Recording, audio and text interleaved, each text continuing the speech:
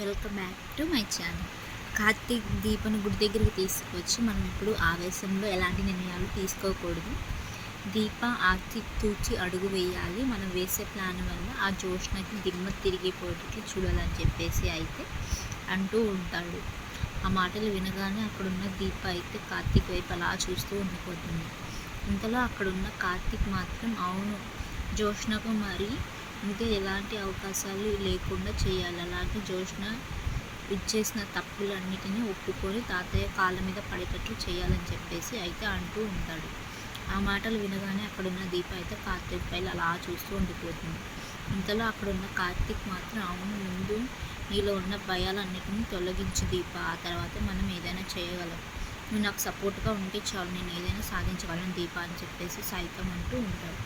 ఆ మాట వినగానే అక్కడున్న దీపం మాత్రం మరి ఎలా తెలుస్తుంది బాబు, మనం త్వరలోనే ఆ ఇంటికి వెళ్ళాలి కదా, అందరం కలిసి ఉండాలనేదే నాకు కోరిక అని చెప్పేసి సైత అంటూ ఉంటుంది. ఇంతలో అక్కడున్న కార్తీక్ మాత్రం అవును దీప, నాకు అదే కోరిక, కానీ అది త్వరగా జరగదు అన్న విషయం నీకు కూడా తెలుసు కదా, నెమ్మదిగా అన్నీ జరిపిద్దాం, నువ్వు నీ ముందున్న భయాలన్నింటినీ తొలగించి దీప అని చెప్పేసి అంటూ ఉంటాడు. ఇంతలో అక్కడున్న దేవుడు గంట మారుమోగుతూ ఉంటుంది.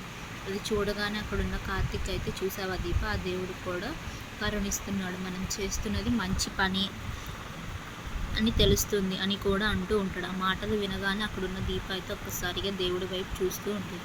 ఇంతలో అక్కడున్న కార్తీక్ మాత్రం ఆ దేవుడు నాకు సపోర్ట్ చేస్తున్నాడు, ఈ దేవత నాకు సపోర్ట్ చేయదా అని చెప్పేసి అయితే అడుగుతూ ఉంటాడు.